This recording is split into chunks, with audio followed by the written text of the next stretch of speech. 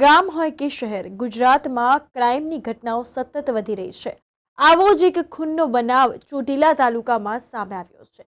મળતી માહિતી મુજબ ચોટીલા તાલુકાના ઢોકળવા ગામની સીમાવાડીમાંથી એક યુવાનની શંકાસ્પદ હાલતમાં લાશ મળી આવી હતી. બનાવ અંગે જાણ થતાં પોલીસ તાત્કાલિક ઘટના સ્થળે દોડી આવી હતી. તો તપાસ કરતા ખબર પડી કે ઢોકળવા ગામના લાખાભાઈ કરસનભાઈ સાનાણીની તેમની જ વાડીમાંથી લાશ મળી આવી છે.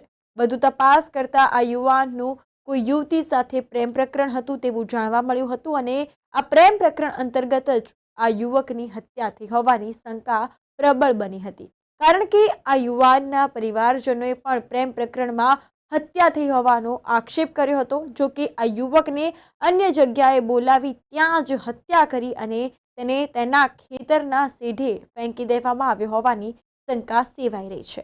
આ બનાવની જાણ થતાં જ નાની મોલડી પોલીસની ટીમ હરકતમાં આવી હતી અને યુવકની લાશને પોસ્ટમોર્ટમ માટે રાજકોટ ખાતે મોકલી આપી હતી.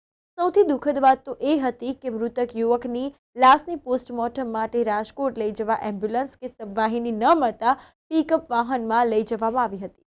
તેથી મોતનો મલાજો પણ ન જળવાયો હોવા જેવી સ્થિતિ સર્જાઈ હતી.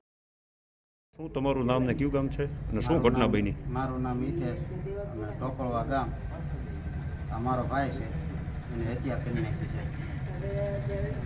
જેટલા ગુનેગાર છે એટલાને આજીવનની સજા થવી જોઈએ. કોને હત્યા કરી એવું ખબર છે તમને? ના ના, શંકા છે. કોની ઉપર શંકા છે? 5-7 જણા છે.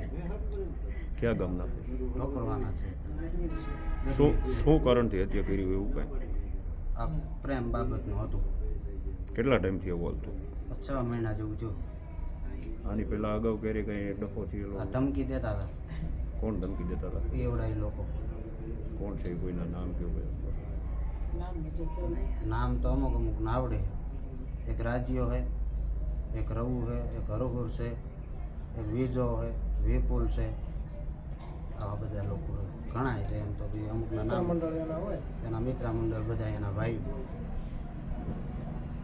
તમારા ગામના જ છે? હા, અમારા ગામના જ છે. તમને કેવી રીતે જાણ થઈ કાંઈ હત્યા થઈ? સવારે ખબર પડી.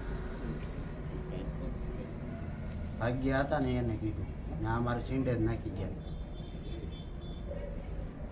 ત્યાં જ હત્યા થઈ છે કે બીજી ક્યાં એવું? બીજે ત્યાં નથી. કઈ જગ્યાએ હત્યા થયેલી એવું કંઈ ખબર? એ તો કેમ નથી.